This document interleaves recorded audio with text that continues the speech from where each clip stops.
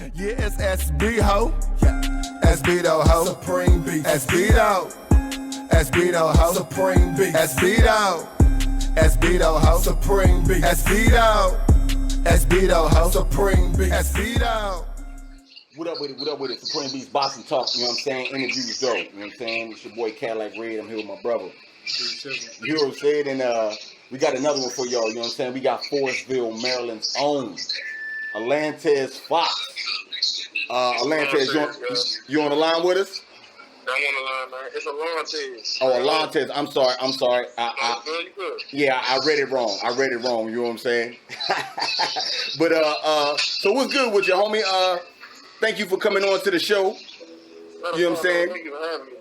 Ain't nothing going on, man. You know, we just living this quarantine life, man. COVID-19, you know, I'm masked up all the time, all that, you know. Yeah, I hear that. I hear that. You know what I'm saying? So how we gonna do it? We're gonna shoot the questions back and forth. I'm gonna let Deuce. He gonna keep it more technical with you, and keep it boxing. I'm gonna try to get more personal with you. You know what I'm saying? So that people can know a little bit more about who you are. Sounds good to me.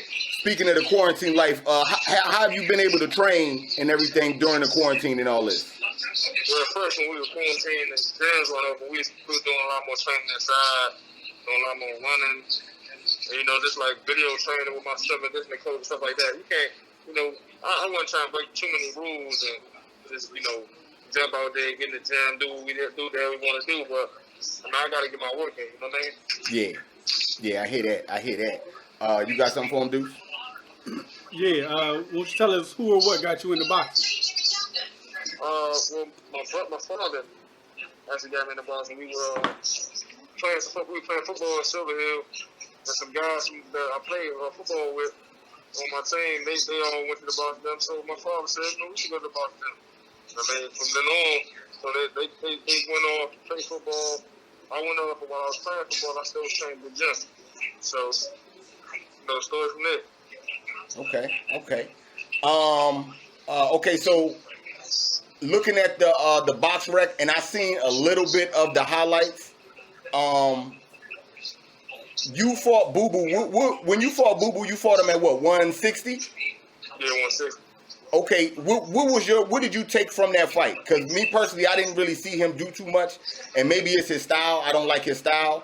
Maybe it's I don't like the way he acts outside the ring, or maybe it's that you from the DMV and I rock with the DMV that hard. You know what I'm saying? But tell me what you took from that fight. So I mean, first and foremost, I gotta let y'all know I was injured for that fight.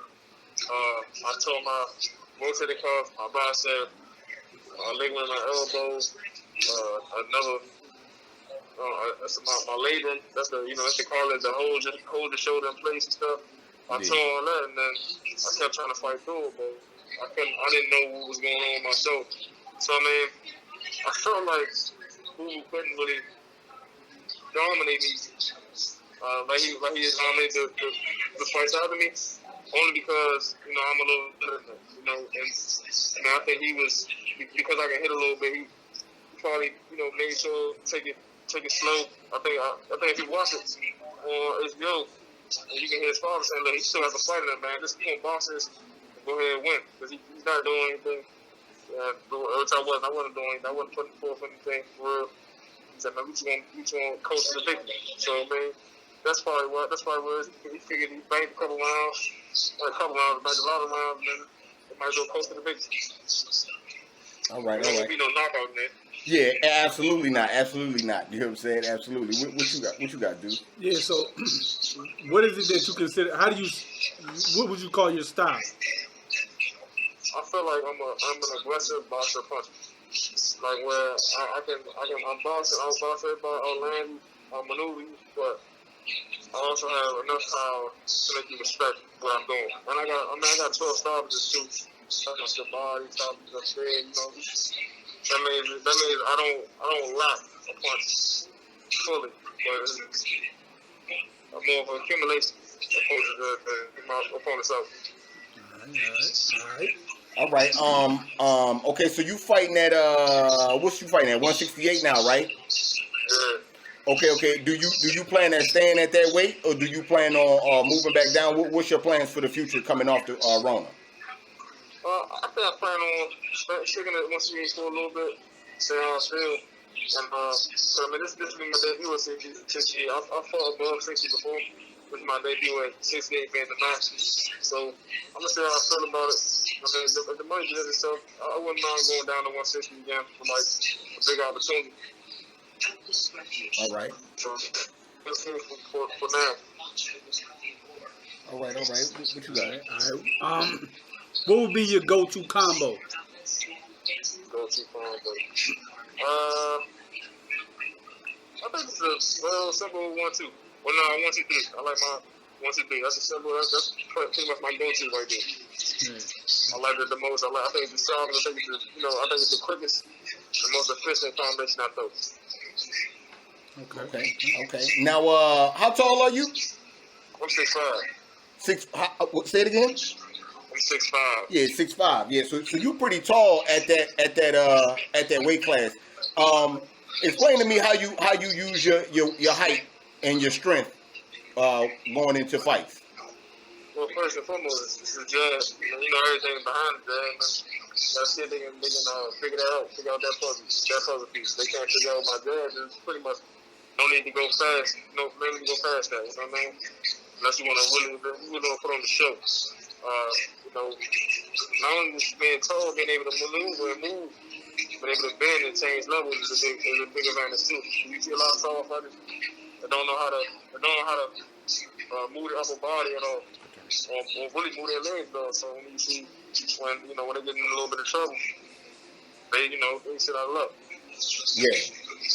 Okay. What you got for him, dude? So, what is the hardest you ever been hit and by who?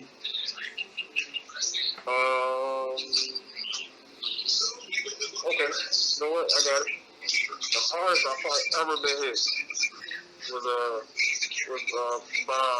in Spawn by another DMV native, Swift Jared Hood. That's probably one of the hardest things I've ever been hit by. Okay, yeah, training with, yeah, you heard him. You know what I'm saying? Got to be another DMV native. You heard him. You know what I'm saying? Give me your top 5 fighters all time. Of all time? Yeah. No particular order. I'm not giving any particular order. Nah, no order. The first one I'm gonna say is Floyd. He made the most money. Stay on the people. Andre Ward is up there for me.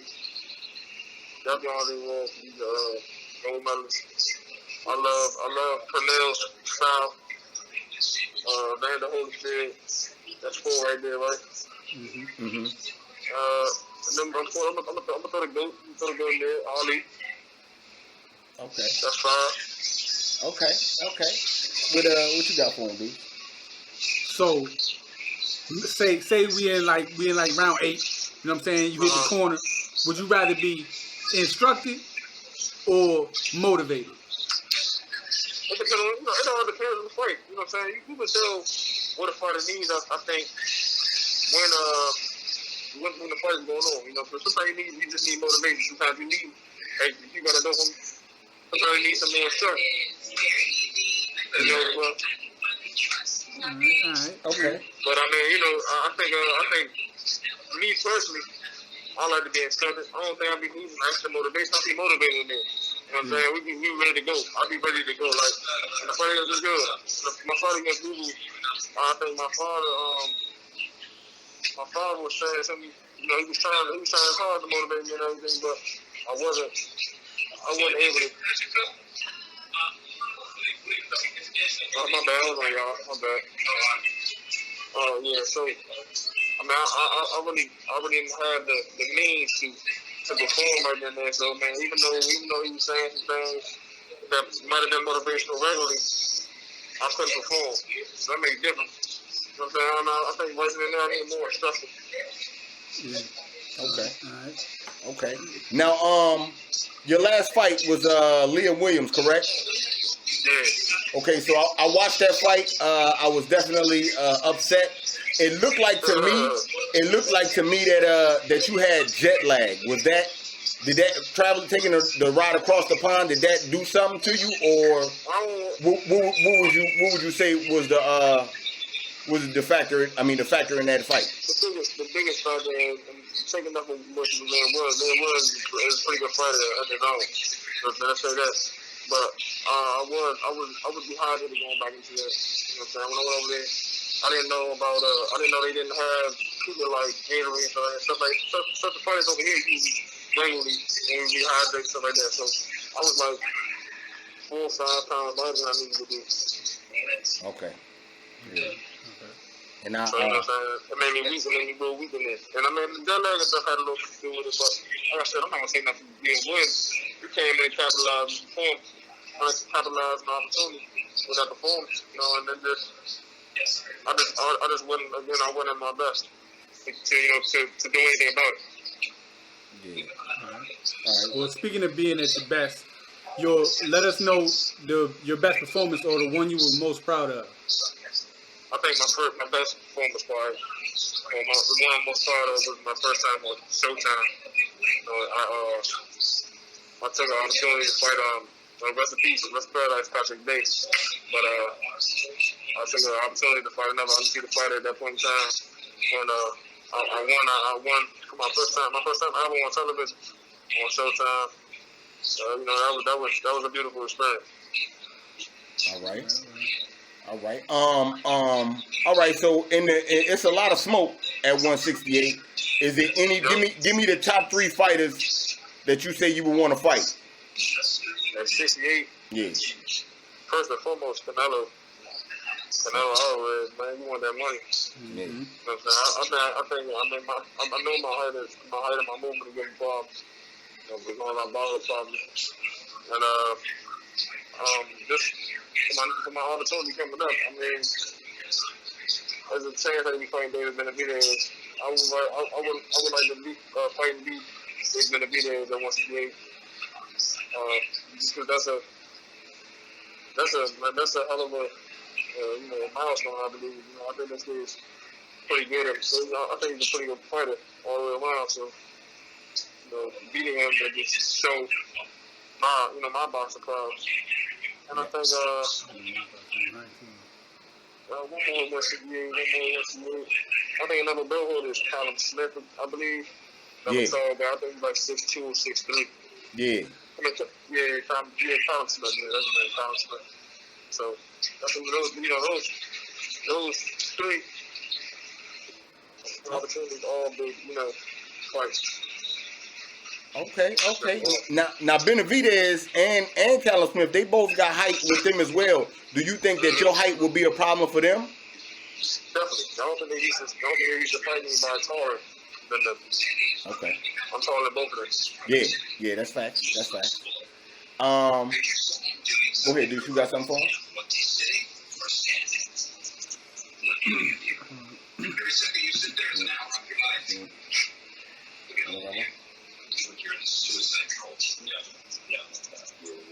Okay. Being from the DMV and being that tall, you play ball as well?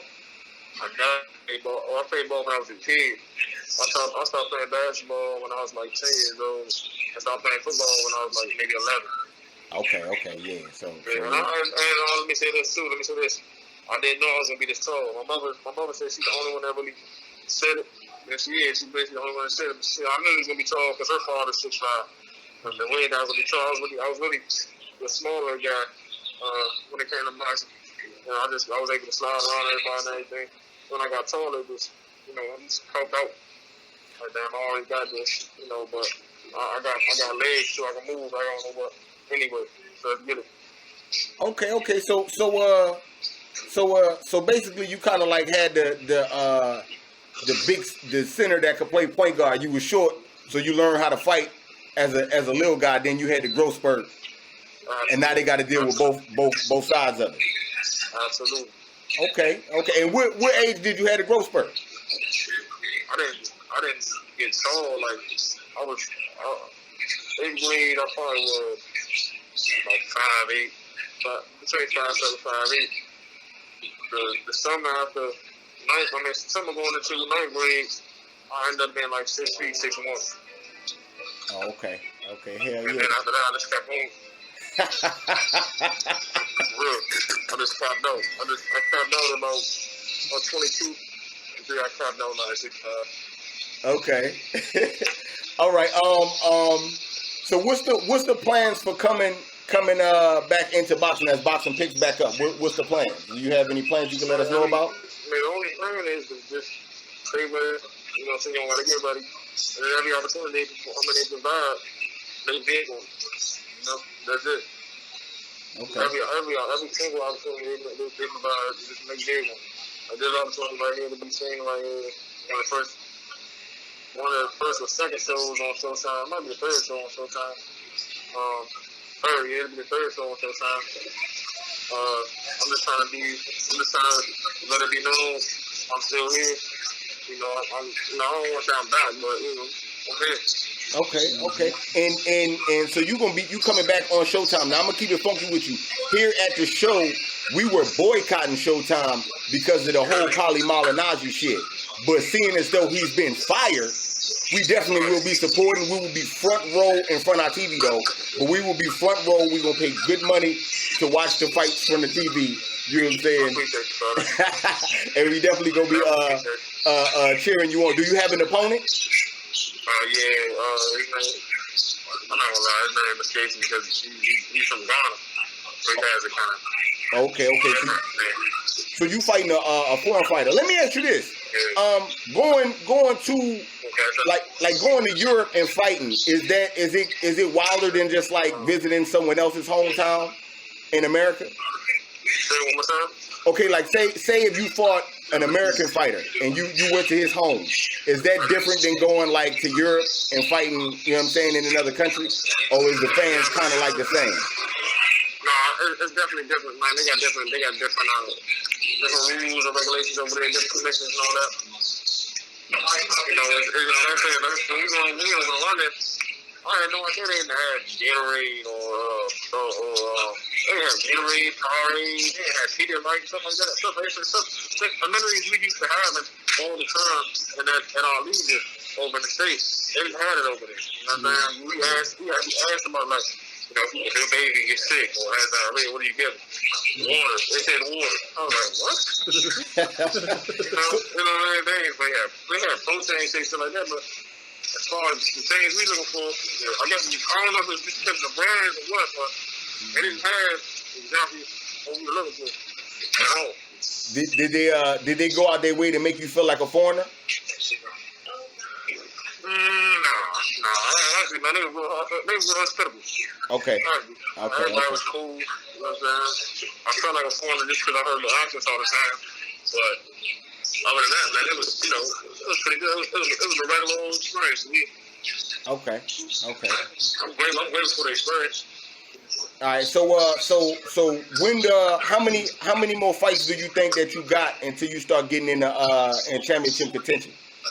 Well, the thing is, I was this championship contention. At the point in time when I fought Leon Williams, I was number one in the WBO. Mm-hmm. So I was gonna fight that fight and be able to fight Lugo again for the thing, for the belt. Yeah.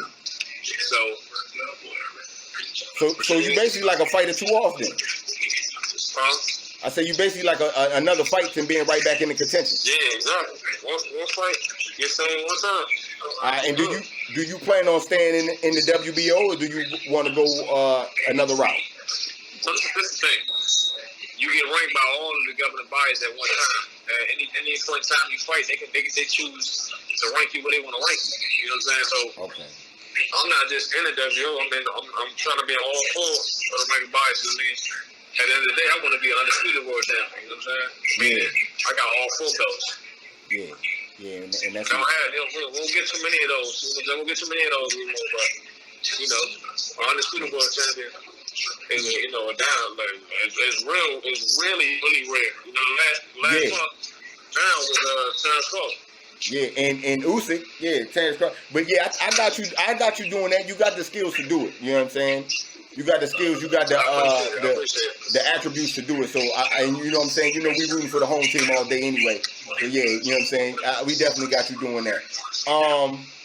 But the most dangerous fighter, and you didn't say it. The most dangerous fighter, I think, at 68 is Caleb Plant. And I think that might... Yeah, you know what? I almost forgot all about Caleb Plant. I would love to fight. That's another person. I don't even disrespect him. I love Caleb Plant's style, and I would other fighters just because I respect his style. Honestly, man, he's a good guy. I'm not on several occasions, man. I actually got a picture with him and everything. You know, I really would love to fight Caleb Plant because, you know, it's different when it's different when two boxers meet. You know what I mean? It might be a chess match. It might be chess match. You know, it might be a little ball. Nah. It'll be good. I'm gonna keep it funky with you. I'm a big Caleb Plant fan, but if he fight you, them belts come. That WBC coming to the motherfucking DMV. Believe that. You know what I'm saying? You better avoid that shit. You better avoid that one. You know what I'm saying? Avoid that one. You know what I'm saying? Don't do that to yourself. I ain't even say Caleb Plant, man. Yeah, I definitely would love to fight Caleb Plant. I see what he's doing, man. I love the way he boxed off. What's his name? Usyk. Not Usyk. Yeah. He boxed somebody on what? Yeah. That was an incredible performance by him, man. I love the way he boxed, and I would love to you know, have that class with him. Yeah. I mean, IBF. He the IBF test. I say WBC. You know what I'm saying? But all right, man. So we'll go ahead and get up out of here. You got any social media you want to tell the people how they can follow you? If you want to follow me at Alantez Fox. That's SLYAZAFOX on Twitter and on Instagram. I mean, I'm always posting. I'm always gonna post my news. I'm always gonna post what I need to be on there. If you want to see me on Facebook, it's Alantez Fox. I'm on there. I got a fan page on there as well. It's Alantez Fox, man. Just keep watching, man. We here to do big things, man. I always tell everybody, two losses don't mean anything. Oh no, it's plenty of world champs with 2 losses. Yeah, absolutely. Now, to me, you know what I'm saying, it's all about who you beat. So they line them up in front of you. As long as you take care of your business from here on out, man, you're gonna be straight anyway, man. You know what I'm saying? Believe that. We like to tell them. You want to tell them when you tell them? Yeah. You already know. When you get them belts, you gotta come back and holler at us. You know what I'm saying? Man, you already know. I might make a studio appearance. Yeah, you know what I'm saying? That's what we talking about. You know what I'm saying? We need them in the studio.